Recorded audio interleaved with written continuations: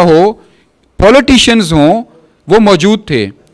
इसी तरह ही physically parallel जो फिजिकली हैंडीकैप लोग थे, उन्होंने भी दुनिया के मसलन सेकेंड वर्ल्ड वॉर के हीरो रूजवेल्ट, जिन्हें हम जानते हैं, आप सबको शायद मालूम हो या ना मालूम हो कि वो भी पैरालाइज थे टांगों से, वो अपनी तस्वीर बहुत कम खिंचाते थे।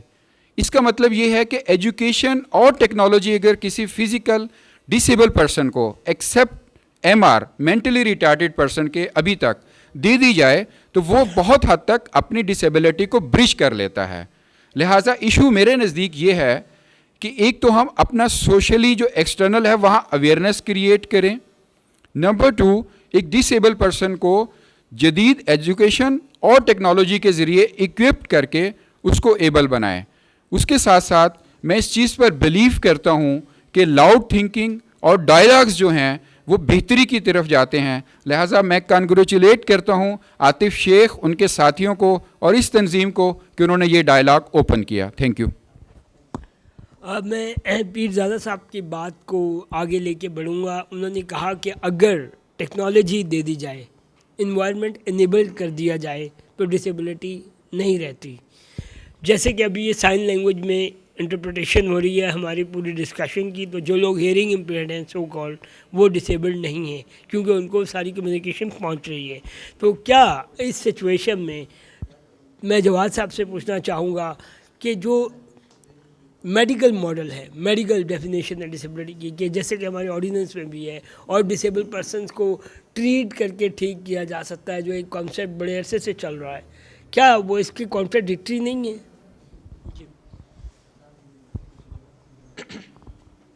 बिस्मिल्लाहिर्रहमानिर्रहीम।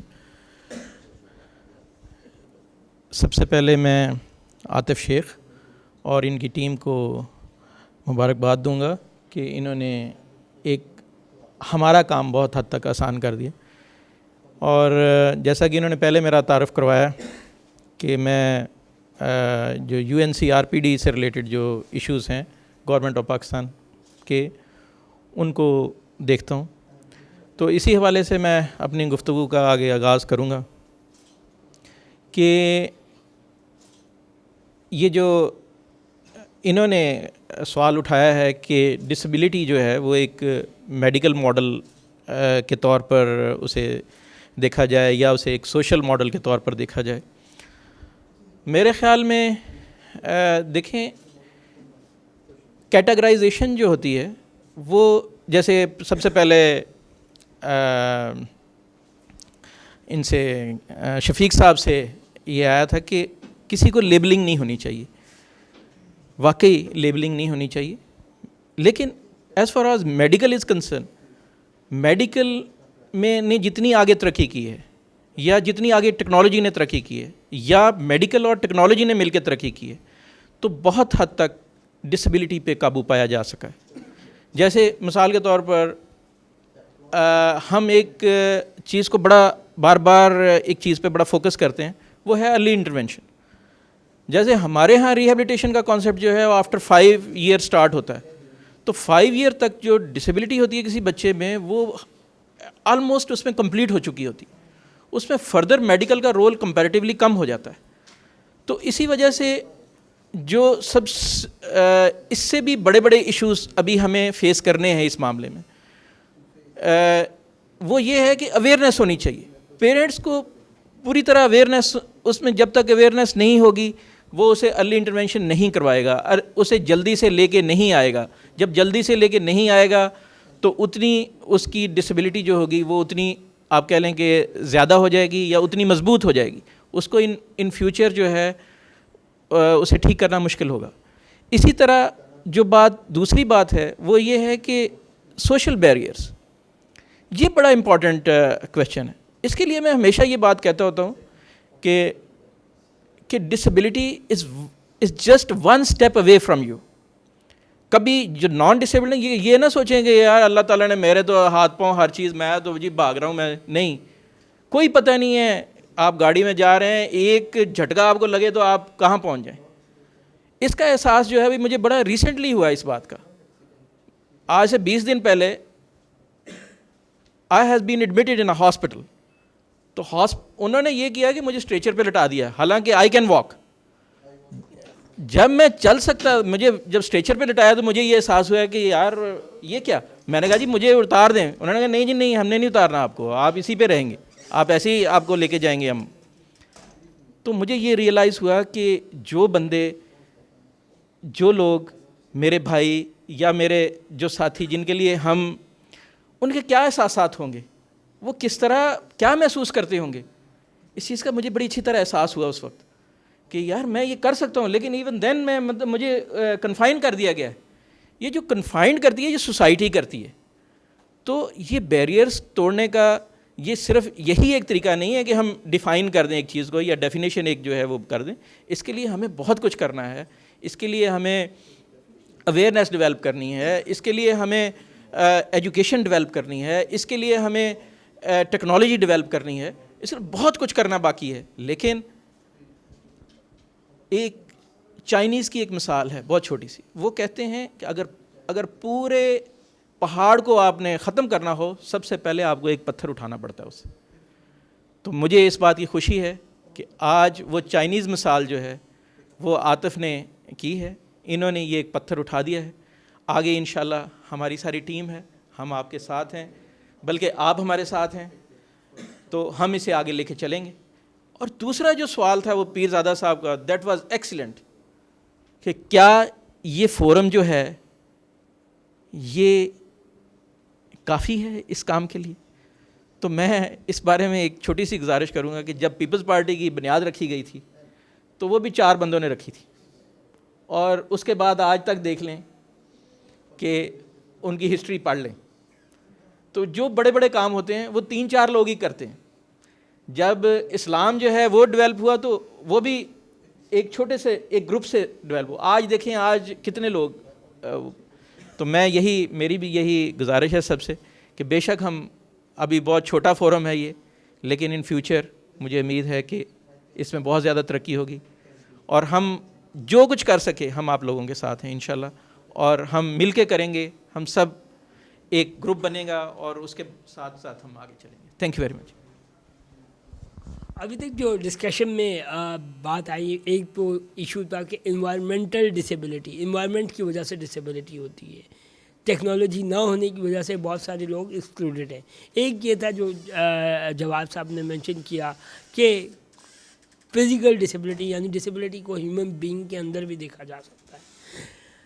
अब मेरा सवाल ये है आप तमाम पैनलिस्ट से कि क्या डिसेबिलिटी को हम इंसान का प्रॉब्लम कंसिडर करें, क्या इंसान का मसला है, या डिसेबिलिटी एक सोसाइटी का मसला है कि जो सोसाइटी हर तरह के इंसान को एक्सेप्ट नहीं कर रही। शफीक साहब आप कुछ कहना चाहिए? बहुत शुक्रिया आतिफ साहब। मैं एक बात आपसे शेयर करना चाह रहा हूँ, छोटा सा क्वेश्चन है। पीरज़ादा साहब ने क्वेश्चन उठाने की या सवालात उठाने की रवायत शुरू की है, तो मैं पैरवी करते हुए क्वेश्चन करना चाह रहा हूँ। यहाँ पे जितने लोग बैठे हुए हैं सबके पास चेहरे हैं, किसका चेहरा ठीक है, किसका ख़राब है,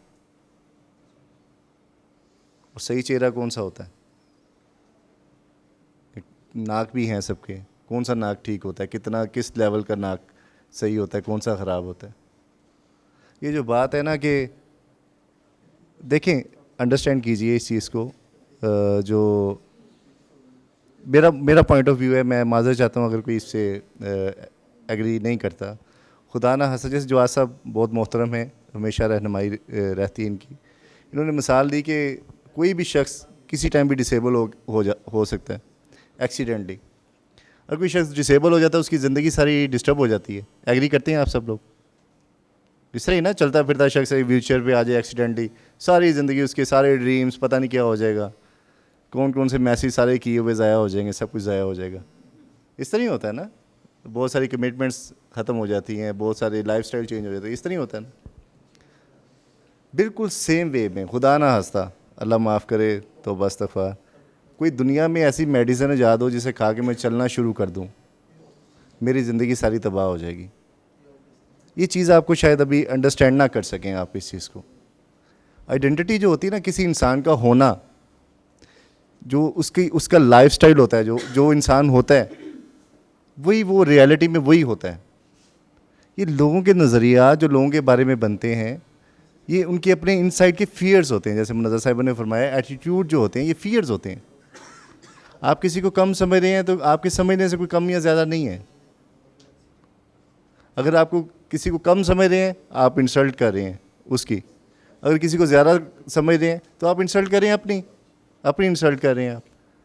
इंसानों का यूनिवर्सल जो यूनाइटेड नेशन की डेफिनेशन या पैरामीटर्स के मुताबिक डेफिनेशन का लफ्ज़ भी मैं इंसान के लिए इस्तेमाल कर रहा हूँ, इंसान हमेशा बराबर होते हैं। इंसान हमेशा बराबर होते हैं। डिसेबल पर्सनस को इंसान समझा नहीं जाता, समझ के एक्सेप्ट नहीं किया जाता। कम इंसान या मुख्तलिफ इंसान समझा जाता है। बेसिक जो कॉन्सेप्ट है ना इंसान होने का, अगर डिसेबल पर्सनस को इंसान समझा जाए प्रॉपर, इक्वल और बगैर किसी इम्तियाज़ के, बिल्कुल जैसे इंसान है नॉर्मल, जिसे नॉर्मल कहते हैं, पता नहीं नॉर्मल की डेफिनेशन भी नहीं है दुनिया में, तो उसके बाद फिर आप नीड्स की बेस पे आप ग्रुपिंग कर सकते हैं। ग्रुप बनते ही इसलिए हैं कि पहचान हो सके, ग्रुप्स बनते ही इसलिए हैं कि सर्विसेज मैकेनिज़्म डेवलप हो सके। अब हमारे यहाँ सबसे बड़ा मसला ये है कि डिसेबिलिटी को बुरा समझा जाता है, जिससे हम भी एग्री करते हैं डिसेबिलिटी बुरी होती है, लेकिन डिसेबल पर्सन बुरा नहीं होता। डिसेबल पर्सन बुरे लोग नहीं होते, ये सारे लोगों की तरह ही होते हैं। जैसे इंसान होते हैं वैसे ही होते हैं, उन जैसे ही होते हैं। अल्लाह करे कि वो टाइम आए जब हमें ये चीज़ कहनी ना पड़े कि हम भी इंसान हैं, लेकिन फिल वक्त हमें ये बात कहनी पड़ती है, बताना पड़ता है, शेयर करना पड़ता है लोगों को कि डिफरेंट लाइफस्टाइल की वजह से कोई और मखलूक नहीं बन जाती, एलियंस नहीं बन जाते हम लोग एलियंस लाइफस्टाइल तब बन जाता है जब बैरियर्स आ जाते हैं, जब हमारे नाम के ऊपर या हमारे बारे में जो है वो क्या कहते हैं बहुत सारी एक्टिविटीज़ हो रही होती हैं, जॉब्स मिल रही होती हैं लोगों को, लोगों के घर चल रहे होते हैं, बहुत सारी चीज़ें ऐसी हो रही होती हैं कि एक इशू क्रिएट करके डिसेबिलिटी के नाम पे उसको जो है वो फिर एक मॉडर्न बिजनेस बना के पेश करना। ये मसलन अब मैं आपको इसकी एक्सप्लेन, सॉरी टाइम ले रहा हूँ आतिफ भाई, मैं मिसाल के तौर पे 90% पाकिस्तान के डॉक्टर्स जो हैं जो पोलियो के लोगों को, जो जिन्हें पोलियो, जैसे मुझे पोलियो हुआ है, उन्हें जब एक्सरसाइज करवाते हैं ना, फिजियोथेरेपी का, वालिदैन को ये कहते हैं आप बच्चे को एक्सरसाइज करवाएं ये ठीक हो जाएगा, बच्चा ख़राब है ये ठीक हो जाएगा। जिन्हें स्पाइनल कोड इंजरी होती है, यहाँ दोस्त बैठे हुए हैं, उनको डॉक्टर कहते हैं कोई बात नहीं है, 6 महीने बाद तुरना शुरू कर दोगे तुझे, बेफिक्र हो जाइए, मेडिसिन लें, ये आप मालिशें करवाएं, ये करें वो करें। वो कभी ये सीक्रेट नहीं बताते कि इट्स अ डिफरेंट लाइफस्टाइल। अगर वो सीक्रेट बता देंगे तो नेक्स्ट टाइम की फ़ीस ख़त्म हो जाएगी ना, और बच्चों की फ़ीस भी तो देनी होती है सब लोगों ने। मैं इस पहलू, इस हवाले से मैं किसी कम्युनिटी के अगेंस्ट बात नहीं कर रहा, क्योंकि मैं इसका कायल नहीं हूँ। सारे इंसान बराबर हैं, सारे इम्पोर्टेंट हैं, सारे अहम हैं, लेकिन मसला ये है कि मिसअंडरस्टैंडिंग क्रिएट करके अगर आप कुछ लोगों को बिज़नेस पर्पस के लिए यूज़ करना शुरू कर दें हमारी लाइफस्टाइल को, तो ये कोई मुनासिब चीज़ नहीं है। जो ऐसा कर रहे हैं अगर सेटिस्फाई हैं तो ठीक है, करते रहें, लेकिन हम लोग सेटिस्फाई नहीं हैं इस पे। Thank you. शफीक की बात से कि डिसेबिलिटी बिल्कुल भी इनेबिलिटी नहीं है बॉडी के हवाले से, ये इन्वायरमेंट या एटीट्यूड या इस किस्म के रवैये जो डिसेबल करते हैं। मैं पीरज़ादा साहब से एक क्वेश्चन करना चाहूँगा कि डिसेबल पर्सनस, हमें मेजॉरिटी डिसेबल पर्सन जो हम हर चौक पे रुकते हैं, एक फ़कीर डिसेबल ज़रूर मिलता है, ये इसमें हमारी डेफिनेशन ऑफ डिसेबिलिटी का कसूर तो नहीं है कहीं? पीरज़ादा साहब। शुक्रिया आतिफ साहब। मैं 1-2 मिनट आपकी पिछली गुफ्तगू से कंटिन्यूटी रखते हुए लूँगा शफीक साहब की, कि जैसा कि हम जानते हैं कि इंसानी इर्तिका, एवोल्यूशन जो है वो हज़ारों साल पर मुहित है। एक ज़माना था सिर्फ़ उसको इंसान माना जाता था जो सबसे ताकतवर होता था। अगर उसको नींद आती थी या वो बीमार होता था तो वो उसकी मौत की अलामत होती थी, उसको मार कर उसकी जायदाद और ख़वातीन पर कब्ज़ा कर लेता था अगला ताकतवर फ़र्द। इससे आगे चलें तो अगर हम देखते हैं इंसान की, जैसे बात की शफीक साहब ने कि डिसेबल लोग भी इंसान होते हैं, 12वीं या 11वीं सदी की बात है कि ख़ातून को भी इंसान नहीं समझा जाता था। ये फ़िलासफ़िकल बहसें चलती थी कि एक लेडी जो है क्या वो इंसान की डेफिनेशन में आती है या नहीं आती है। लेकिन आज हम देखें कि वो डेफिनेशन हम अचीव कर चुके हैं। इसी तरह जो डिसेबिलिटी की डेफिनेशन के हवाले से बात हो रही है, मैं इसको एक एवोल्यूशनरी प्रोसेस समझता हूँ कि जिस सोसाइटीज़ में ये एवोल्यूशनरी प्रोसेस कंप्लीट हो चुका है वहाँ शायद ये इतनी डेफिनेशंस की ज़रूरत नहीं है। मैंने जैसे पहले बात की थी व्हील री इन्वेंट करने की, जवाद साहब ने इस्लाम और पीपल्स पार्टी की बात की। डेफिनेटली ये एक इमोशनल सी बात है, लेकिन अगर हम एकेडमिकली देखें तो एक स्प्रीन इजाद मौजूद हो तो उसको दोबारा इजाद करने के लिए बहुत बेहतर ड्रग्स के एक्सपर्ट और डॉक्टर्स चाहिए होते हैं, और जबकि एक डेफिनेशन मौजूद हो तो उसको नई डेफिनेशन लाने की क्यों क्वेश्चन ज़रूर किया जाता है। मैं यहाँ ये बात करूँगा, जैसे आतिफ शेख साहब ने बात की कि हमारे यहाँ जो मसला है, दूसरा एक शफीक साहब ने बात की थी कि तमाम इंसान जो हैं बराबर होते हैं, किसी का चेहरा नाक। यहाँ मैं अपनी एक इख्तलाफी राय देना चाहूँगा कि दुनिया में हर सोसाइटीज़ में, दुनिया की हर सोसाइटी में मुख्तलिफ स्टैंडर्ड्स होते हैं। जैसे मैं अगर कहूँ कि एक ख़ातून की, एक लड़की की ब्यूटी ईस्ट में और है, वेस्ट में और है, अफ्रीका में और है, यानी हम में से बैठा हुआ ईस्ट का कोई मर्द या कोई लड़की अफ्रीकन लड़की को देखकर ब्यूटीफुल नहीं कह सकेगी। इसी तरीके से जो हमारे यहाँ फिज़िकल नॉर्मल फ़र्द की एक स्टैंडर्डाइजेशन है, अगर हम उसको लें तो फिर शायद हमें डिसेबिलिटी के हवाले से गौर करना पड़ता है। लेकिन जैसे कि मैंने पहले कहा कि अगर डिसेबिलिटी वही है कि एक जो नॉर्मल फ़र्द जो डेफिनेशन नॉर्मल की दी जा रही होती है सोसाइटी में, अगर वो कोई काम फिज़िकली ना कर पा रहा हो तो उसे डिसेबल कहा जाता है।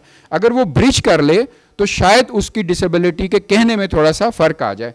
आतिफ शेख साहब ने कहा कि जो चौक पर खड़े जब गाड़ी रुकती है मेरी आपकी, जहां हम सड़क क्रॉस करते हैं एक बस से दूसरी बस में जाने के लिए, तो हमें बहुत से ऐसे लोग मिलते हैं जो फिज़िकल डिसेबल नज़र आते हैं और हमसे बेगिंग कर रहे होते हैं।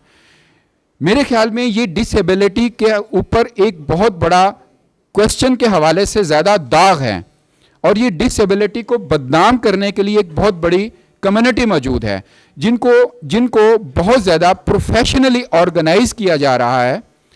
अगर डिसेबिलिटी के हवाले से ये चीज़ हमारी सोसाइटी में अवेयरनेस हो जाए कि डिसेबल फ़र्द को हम कारामद बना सकते हैं, जैसे कि एक ज़माने में तय था कि अगर फ़र्ज़ किया एक ब्लाइंड फ़र्द कोई काम नहीं कर सकता तो उसे मस्जिद भेज दिया जाता था, कारी बना दिया जाता था, हिफ़्ज़ कर लेता था। बहुत बात दुरुस्त है वो भी, लेकिन उसके बाद जदीद हुई तो उस्ताद बनना शुरू हो गए। अब पाकिस्तान में भी मुख्तलिफ प्रोफेशंस में डिसेबल लोग मौजूद हैं और बड़ा कारहाय नुमाया अंजाम दे रहे हैं। अगर एक अवेयरनेस कैंपेन ये हो कि जो डिसेबल लोग हैं वो जो चौक पर खड़े हैं वो डिसेबिलिटी उन पर तरस खाने की बजाय उनको कारामद बनाया जाए और उनके जो मामलात हैं, उनको जो उनके मांगना है, जो बेगिंग है, उसको इग्नोर किया जाए, डिस्करेज किया जाए, तो ये डिसेबिलिटी में एक बहुत बड़ा एवोल्यूशनरी प्रोसेस होगा कि एक बेहतरी की तरफ हम जाएंगे। Thank you. मिस बनोज़ा, आपसे मैं सुनना चाहूँगा इस बारे में आपकी राय कि डिसेबिलिटी को डिफ़ाइन करना ज़रूरी नहीं रहा, या रीडेफिनेशन ऑफ डिसेबिलिटी की क्या हमें ज़रूरत नहीं है, जब हम इतने ज़्यादा अनकाउंटेड पॉपुलेशन की बात कर रहे हैं, बैगर्स डिसेबल पर्सन के एक नेगेटिव इमेज की बात कर रहे हैं, डिस्क्रिमिनेशन की बात कर रहे हैं on the medical basis, on the environmental basis, तो क्या इस वक्त ज़रूरत है रीडिफाइन करने की? शुक्रिया आतिफ। इस बात पे आने से पहले मैं थोड़ा सा एक चीज़ डिस्कस करना चाह रही थी कि आप देखते हैं कि जिन जगहों पर हम काम करते हैं, जिन फैमिलीज़ में हम रहते हैं, हर फ़र्द जो होता है वो दूसरे फ़र्द से मुख्तलिफ होता है। हर एक की पर्सनालिटी, हर एक का मिजाज, रहने का अंदाज़, बातचीत करने का अंदाज़, उनके परसेप्शंस, उनके ख़यालात, हर शख्स के दूसरे से मुख्तलिफ होते हैं। और ये एक नॉर्मल बिहेवियर है कि हम उस शख्स के मिजाज, उसकी थिंकिंग, उसकी पर्सनालिटी के मुताबिक उससे हम डील करते हैं। हम में ये एक एक्सेप्टेंस होती है और हम माहौल को खुशगवार रखने के लिए, चाहे वो हमारे वर्क प्लेस हो या हमारी फैमिलीज़ हों, उस इन्वायरमेंट को कंफर्टेबल रखने के लिए हम इतनी एडजस्टमेंट्स करते हैं, हम कॉम्प्रोमाइज़ करते हैं अपनी फैमिली में भी, अपने दफ्तर में भी, अपने इर्द गिर्द के माशरे में भी, तो आखिर वो क्या वजूहात हैं जिनकी वजह से हम सिर्फ फ़िज़िकल चेंजेस वाले शख्स को कबूल नहीं करते और हम अपने आप को उसके साथ एडजस्ट नहीं करते। तो मेरा ये एक सवाल है तमाम ऑडियंस से, हमें चाहिए कि हम इनको भी इन्वॉल्व करें इस डिस्कशन में कि आपके ख़्याल में वो क्या वजह है कि हम मेंटल डिफरेंसेस या साइकोलॉजिकल डिफरेंसेस को तो एक्सेप्ट करते हैं और उन्हें उनके साथ कॉम्प्रोमाइज़ करने के लिए भी तैयार हैं, लेकिन सिर्फ फ़िज़िकल डिफरेंसेस की बिन बुनियाद पे हम इतनी ज़्यादा कैटेगराइजेशन करते हैं और इतने ज़्यादा बैरियर्स क्रिएट करते हैं। तो अगर आप लोगों में से कोई इस पे अपना फ़ीडबैक देना चाहे तो आई थिंक ये डिस्कशन ज़्यादा रिच होगी। अभी बिल्कुल राइट टाइम पे उन्होंने मुनज़्ज़ा ने कहा कि ऑडियंस को इन्वॉल्व किया जाए। मैं एग्जैक्टली यही करने जा रहा था इस वक्त कि ऑडियंस बहुत सारे मुझे फेसेस नज़र आ रहे हैं जो कुछ कहना चाह रहे हैं। तो आप लोग अगर आपके कोई कमेंट हो तो प्लीज़ इसका माइक क्या करेंगे?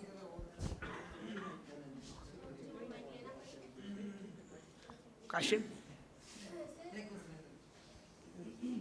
दे रहे। सर, इसमें मैं ये कहना चाहूँगी कि जैसे हम डिसेबिलिटी की सबसे पहले ने कहा कि डिटेक्शन बहुत अर्ली स्टेजेस पे होनी चाहिए, लेकिन क्योंकि मेरा एक थीसिस अभी स्पेशल एजुकेशन पे रहा है और उसमें जो मेरा टॉपिक था वो था कॉजेज़ ऑफ डिसेबिलिटीज़।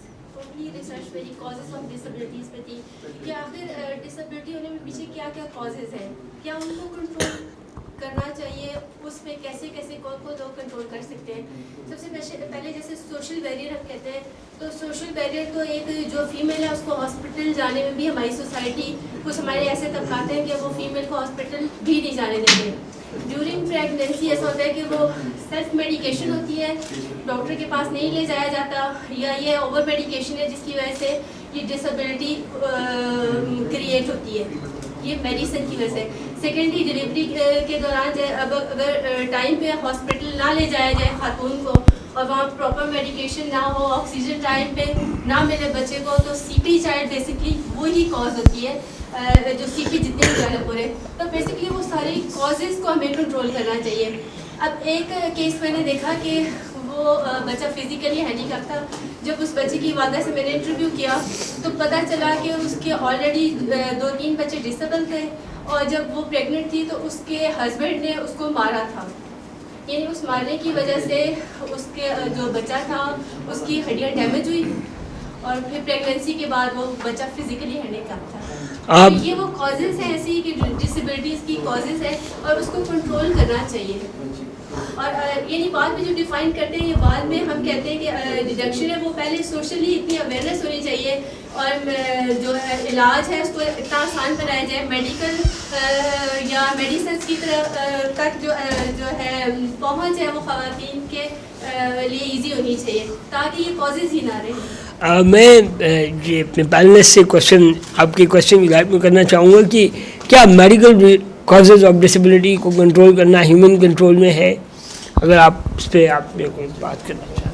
देखिए, तमाम थर्ड वर्ल्ड कंट्रीज़ में बहुत सारे ऐसे फैक्टर्स हैं जिनको कंट्रोल किया जा सकता है डिसेबिलिटी की रेशो को कम करने के लिए, लेकिन बहुत सारे ऐसे एनवायरमेंटल फैक्टर्स हैं, कुछ ऐसे कंजेनिटल इश्यूज होते हैं बाय बर्थ जो जीन्स के थ्रू या फेमिलियल इंटर मैरिजेस की वजह से होते हैं जिनको हम कंट्रोल नहीं कर सकते। वो आपकी बात दुरुस्त है कि बहुत सारे ऐसे इश्यूज़ हैं जिन पे जैसे सोशल अवेयरनेस पे काम किया जाए तो जो ऐसे कंट्रीब्यूटिंग फैक्टर्स हैं जो डिसेबिलिटीज़ कॉज कर रहे हैं, हमारे ट्रॉमाज हैं, एक्सीडेंट्स हैं, या जैसे आपने बताया कि mother and child poor mother and child health की वजह से इस तरह के केसेस होते हैं, उन पे तो काम करने की ज़रूरत है ही और वो तमाम प्रिवेंटिव मेजर्स पे सोशल अवेयरनेस की ज़रूरत है। लेकिन इस वक्त जो एक हमारी अहम डिबेट चल रही है वो इस वक्त उन लोगों के लिए जो ऑलरेडी डिसेबल्ड हैं और उनको मुआशरा एक्सेप्ट नहीं कर रहा, तो उनको एक्सेप्ट ना करने की जो वजूहत है अगर हम उन पे ज़्यादा बात करें तो वो ज़्यादा फ्रूटफुल होगा, क्योंकि ये एक डिफरेंट, जैसे शफीक भाई ने कहा कि वो एक डिफरेंट लाइफस्टाइल है। जैसे मैं अगर शलवार कमीज़ पहनती हूँ, आप पैंट शर्ट पहनते हैं, या कोई खातून जो है वो स्कर्ट पहनती है, ये उसका एक लाइफस्टाइल है। अगर हम उसको उस लाइफस्टाइल के साथ एक्सेप्ट करते हैं तो एक डिसेबल फ़र्द को जिसकी किसी भी वजह से कोई माजूरी है, टांगों में हाथों में, हम उसको क्यों नहीं एक्सेप्ट करते? तो हमें इस चीज़ पर बात करने की ज़रूरत है। Thank you. Miss Gulnaz question करना चाह रही हैं। मैं आप ऑडियंस को बता दूं कि आपके लिए जो माइक है वो एयर माइक लगा हुआ है इस कैमरे पे, आपको माइक की ज़रूरत नहीं, आपकी आवाज़ डायरेक्ट वो जी। एक चीज़ मैं शेयर करना चाह रहा हूँ। एक फ़र्क कीजिए, एक डिसेबल पर्सन और पेशेंट में फ़र्क होता है, एक मरीज़ और एक मजदूर शख्स में फ़र्क होता है, बीमारी और डिसेबिलिटी में फ़र्क होता है। और ये फ़र्क ज़रूर रखा करें। अगर कोई शख्स जिसे शुगर के मरीज़ कहते हैं, उन्हें मरीज़ कहना इसलिए नामुनासिब है कि वो डिसेबल पर्सन है, डिफरेंट लाइफ स्टाइल है उनका, वो मीठी चीज़ें नहीं खा सकते, वो लाइफ स्टाइल है उनका। इंसुलिन लेना या मेडिसिन लेना वो पूरी ज़िंदगी उन्होंने लेनी होती है। तो ये डिसेबिलिटी है, बीमारी नहीं है। जो लाइफ स्टाइल होता है वो डिफरेंट होता है। बीमार होना या फ्लू हो जाना या फिर कुछ और हो जाना, ये बीमारियां हैं जिनकी मेडिसिन लेना ज़रूरी होता है। डिसेबिलिटी कोई बीमारी नहीं होती, ये डिफरेंट लाइफ स्टाइल होता है। Thank you. अब ये एक ऐसा डिबेटेड और डिस्कशन के अंदर आने वाला इशू है कि डिसेबिलिटी कोई बीमारी नहीं है, डिसेबिलिटी कोई डिजीज़ नहीं है जिसका आप इलाज करें। आप एक मैं कॉमन सी मिसाल आपसे शेयर करना चाहूँगा शफीक की इस बात के एडिशन में कि कोई व्हीलचेयर यूज़र अगर डॉक्टर के पास जाए, उसके सर में दर्द हो, तो वो उसके सर दर्द को नहीं देखेंगे, वो देखेंगे आप व्हीलचेयर पे क्यों हैं। तो इसमें क्या डॉक्टर की अंडरस्टैंडिंग जो है वो डिसेबिलिटी के बारे में वो कम है, या इसमें हमारी ओवरऑल सोसाइटी की अंडरस्टैंडिंग डिसेबिलिटी के बारे में काउंट होती है। मैं जवाब साहब आप कुछ ऐड करना चाहेंगे? आतिफ साहब, आपने बहुत अच्छा मसला जो उठाया है और मैं इस बारे में बड़ा आपका शुक्रगुजार हूँ। सबसे पहले तो मैं ये बताऊंगा आपको, आपके लिए शायद ये हैरानगी की बात हो कि हमारा जो मेडिकल का जो आप कह लें कि जो सिलेबस है उनका या उनका करिकुलम है, उसके अंदर डिसेबिलिटी नहीं है। वेरी मतलब ये बहुत ही एक इम्पॉर्टेंट इशू है। अच्छा, डॉक्टर क्यों इस पे इतना सीरियस होता है कि एक तो उसका नॉलेज उस बारे में, बहुत कम डॉक्टर्स हैं ऐसे कि जिनको डिसेबिलिटी के बारे में नॉलेज होता है। मैं बात कर रहा हूँ फिज़िकली, जो फिज़िकली हैंडीकैप की बात कर रहा हूँ, जो व्हील चेयर से लिंक्ड है। मैं आई की बात नहीं कर रहा, आई में इस बारे में अच्छा नॉलेज है कि जो फ़िज़िकल प्रॉब्लम्स हैं, जो फिज़िकल डिसेबिलिटी है, उसमें मेडिकल डॉक्टर्स को बहुत कम नॉलेज है। तो वो बात आपकी बिल्कुल सही है कि वो सबसे पहले वो ये पूछता है कि आप व्हील चेयर पर क्यों हैं, इंस्टेड ऑफ कि आपके सर में दर्द। अच्छा, ये तो एक बात। अब दूसरी बात ये है कि हमें फिर अपने सही टॉपिक पे आना चाहिए। हम काफ़ी आउट ट्रैक हो गए। क्या हमारे पास जो आपने सबसे पहले जो डेफिनेशन 1981 ये है एक्ट, जो हमारा ऑर्डिनेंस है एम्प्लॉयमेंट एंड रिहेबिलिटेशन ऑर्डिनेंस 1981, उसकी ये डेफिनेशन है, जो कि इस वक्त आप यूँ कह सकते हैं कि हमारी नेशनल लेवल की यही डेफिनेशन अभी तक कंटिन्यू है, जिसके ऊपर मुझे एतराज़ है। सीधी सी बात मैं आपको बताऊं, मुझे एतराज़ ये है कि इसको जब ये डेफिनेशन डेवलप की गई, इसमें ज़्यादा फोकस जो है ना, वो आपने देखा होगा कि दूसरी लाइन में वो कह रहा है कि अंडरटेकिंग एनी गेनफुल प्रोफेशन और employment in order to earn their livelihoods. अब ये बात कर रहे हैं हम 1% कोटा की उस वक्त, फिर बाद में ये 2% हुआ। अच्छा, अब क्या शफीक को एम्प्लॉयमेंट की ज़रूरत है या आतिफ को एम्प्लॉयमेंट की ज़रूरत है? और मैं ऐसे बहुत सारे अपने दोस्तों को जानता हूँ, those who have very severe disability, उनके अंडर हज़ार बंदा जो है वो अंडर उनके काम करता है, या उनकी फैक्ट्रीज़ में बंदे काम कर रहे हैं इस वक्त। मैं खुद जानता हूँ उनको। तो इस हवाले से जब मैं इस डेफिनेशन को देखता हूँ तो मुझे यकीन करेंगे, मुझे बड़ा हैरत भी होती है और बड़ा मैं कहता हूँ कि यार ये क्यों हमने अभी तक इसे कंटिन्यू किया हुआ है। अच्छा, उसके बाद जो दूसरी डेफिनेशन है वो जिसे मैं कहता हूँ कि ये होनी चाहिए हमारी, वो ये है कि ये UNCRPD के फर्स्ट जो है आर्टिकल 1 में ये दी हुई है। वो कहते हैं person with disability include those who have long-term physical, mental, intellectual or sensory impairments, which in interaction with various barriers may hinder their full and effective participation in society on an equal basis with others. अच्छा, अगर हमें यही इसी पे कायम रहना है तो फिर हमें आगे हमारे लिए क्या रोड मैप होगा, फर्दर हम इसे कैसे वे फॉरवर्ड करेंगे, एक चीज़। दूसरी चीज़ कि क्या आफ्टर 5 जुलाई 2010 जब हमने 2011 जब हमने रेटिफाई कर दिया, इसको रेटिफाई कर दिया, तो इनफैक्ट हमने इसकी तस्दीक कर दी, हमने ये इंडोर्स कर दिया कि इसके अंदर UNCRPD के अंदर जो कुछ भी लिखा हुआ है उसे हम एग्री करते हैं। तो अगर जब हम एग्री करते हैं, क्या इसको हम अपनी डॉक्यूमेंट्स में ये डेफिनेशन ले आए? अच्छा, अब एक तीसरा इशू भी है जो कि हमने अभी तक डिस्कस नहीं किया, वो है हमारे मैनुअल में ये जो गाइडलाइंस है ना, design manual and guidelines for accessibility, इसमें डेफिनेशन दी हुई है, इसमें ये डेफिनेशन दी हुई है जी कि अ कंडीशन टेम्परेरी और permanent which limits a person's ability to move around in and use the built environment. अब इन्होंने क्या किया, इन्होंने वो तोते को जो सिखाया ना वो उस तरफ को चल पड़ता है। अब इन्होंने इन्वायरमेंट की बात कर दी, क्योंकि ये लिंक कर रहे थे बिल्डिंग से, स्ट्रक्चर से। इन्होंने डिसेबिलिटी को स्ट्रक्चर में डाल दिया, उन्होंने एम्प्लॉयमेंट में डाल दिया, इन्होंने स्ट्रक्चर में डाल दिया। अब असल बात जो सोचने की है ना यहाँ पर, वो ये है कि हमें क्या करना है, हमारा वे फॉरवर्ड क्या हो। Thank you very much. जी, पहले मैं पीरजादा साहब से जी जी थैंक यू आतिफ़। मैं मनज़्ज़ा की बात को दोबारा लेना चाहूँगा कि जिन्होंने एक बहुत अहम बात की कि जब हम सोसाइटी में देखते हैं कि मुख्तलिफ़ आदात और मुख्तलिफ़ नज़रियात के लोग बैठे होते हैं, इख्तलाफ राय रखते हैं, लेकिन उनका रवैया एक दूसरे के साथ ठीक होता है, जबकि एक डिसेबल आदमी के साथ उनका रवैया मुख्तलिफ होता है। इस पर मैं अपना कमेंट करना चाहूँगा कि जैसे एक डेफिनेशन में भी लिखा है कि हमारे यहाँ एक तस्वर है कि डिसेबल आदमी वो काम नहीं कर सकता जो एक नॉन डिसेबल आदमी काम कर सकता है। तो इसलिए उसका जो नॉन डिसेबल लोग हैं उनका रवैया एक डिसेबल पर्सन के साथ इसलिए मुख्तलिफ होता है कि वो समझते हैं कि शायद ये काम उस तरीके से नहीं कर सकता। लेकिन जैसा कि जवाद साहब ने कहा कि वो बहुत से लोगों को ऐसे जानते हैं, ऐसा कोई शख्स डिसेबल शख्स कि जो कि बहुत बेहतर काम कर रहा हो नॉन डिसेबल लोगों की तरह,